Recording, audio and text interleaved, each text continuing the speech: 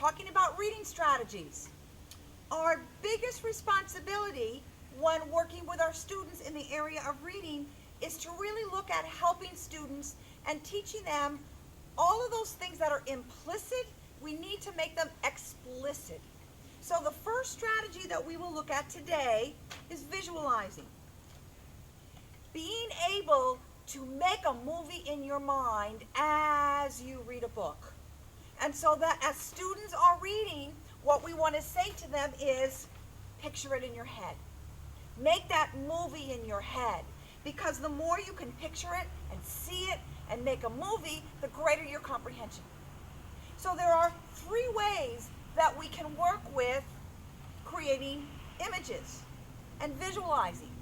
We want students to talk about them, talk about their images. We want them to draw those movies, and we also want them to write their movies and the pictures that they have in their mind. So for example, when we first introduced visualizing, it's great to do with a read aloud. So I have a read aloud about the grasshopper and the ants. It's an old fable.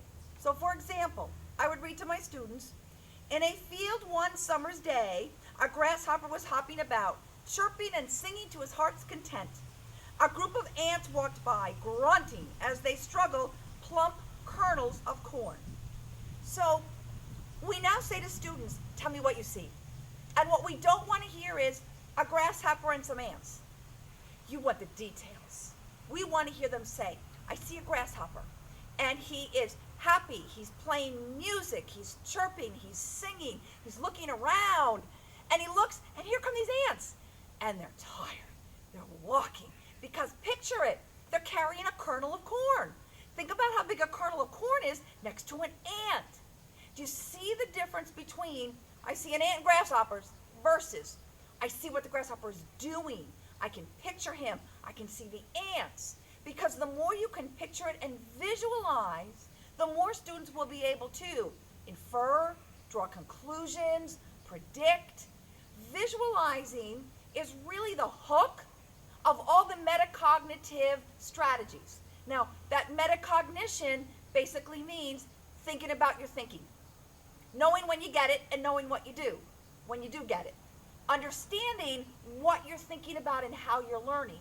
And so the more we get students to visualize, the greater we're going to see the comprehension piece.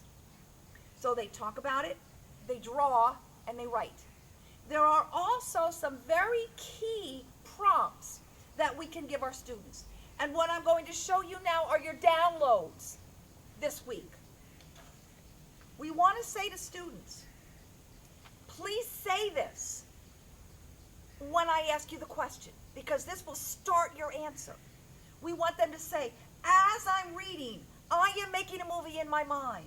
I can see the grasshopper singing and hopping around. I can see the ants with the sweat dripping. I don't know if ants sweat, but as they're moving along, working really hard. We want students to create emotional pictures, physical descriptions, and also sensory pictures. We want to say to students, when they create images, when I read the part about the grasshopper and the ants working, I can actually picture boom, boom, boom. So you want them to be detailed, you want them to go back in the text, and you want them to create a picture that really enhances their comprehension. So, thank you for spending some time with me today.